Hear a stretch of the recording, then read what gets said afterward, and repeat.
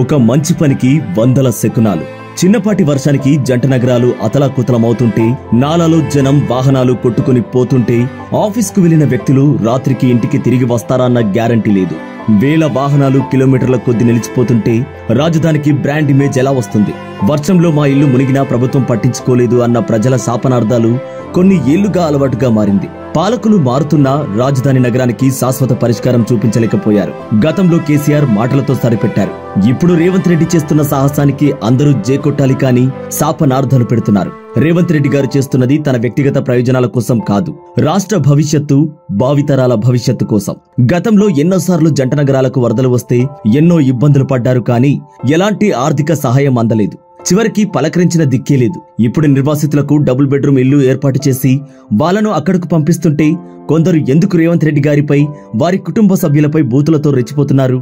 వేల double bedroom ఇల్లు పాడుబడిపోతుంటే పట్టించుకొని బీఆర్ఎస్ నాయకులు ఇప్పుడు సానుభూతి పేరుతో జనాన్ని రెచ్చగొడుతున్నారు. కాళేశ్వరం, మల్లన్న సాగర్ ప్రాజెక్టులు కట్టినప్పుడు, వందల గ్రామాలు ఖాళీ చేయించినప్పుడు కేసీఆర్ ప్రవర్తించిన తీరు గుర్తుకు తెచ్చుకోవాలి. ఇళ్లలో జనముంటే జేసీబీలతో ఇల్లు కూల్చలేదా?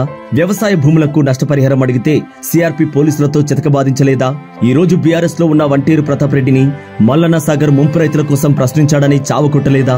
పోచారం శ్రీనివాసరెడ్డి నియోజకవర్గం బాన్స్వాడ నుండి రైతుల పేరుతో టీఆర్ఎస్ గుండాలను తెచ్చి మల్లన్న సాగర్ రైతులను కొట్టించలేదా? కేసీఆర్ ఫామ్ హౌస్ కు నీటి కోసం కట్టిన రిజర్వాయర్ కోసం ఎన్నో గ్రామాలు ఖాళీ చేయించి వారికి నష్టపరిహారం ఇవ్వకుండా ఎన్నో ఇబ్బందులు పెట్టి లక్షల విలువ చేసే భూములకు వేలల్లో నష్టపరిహారం ఇచ్చి చేతులు దులుపుకోలేదా?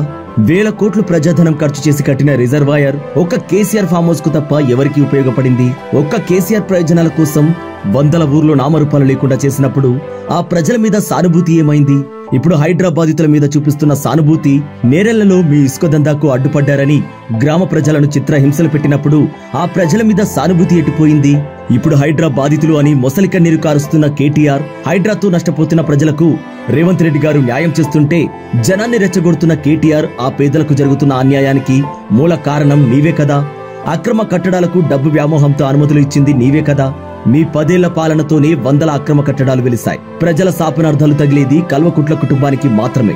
భవిష్యత్తులో వచ్చే ప్రమాదాలకు శాశ్వత నివారణ చేస్తున్న రేవంత్ చరిత్రలో హీరోగానే మిగిలిపోతాడు.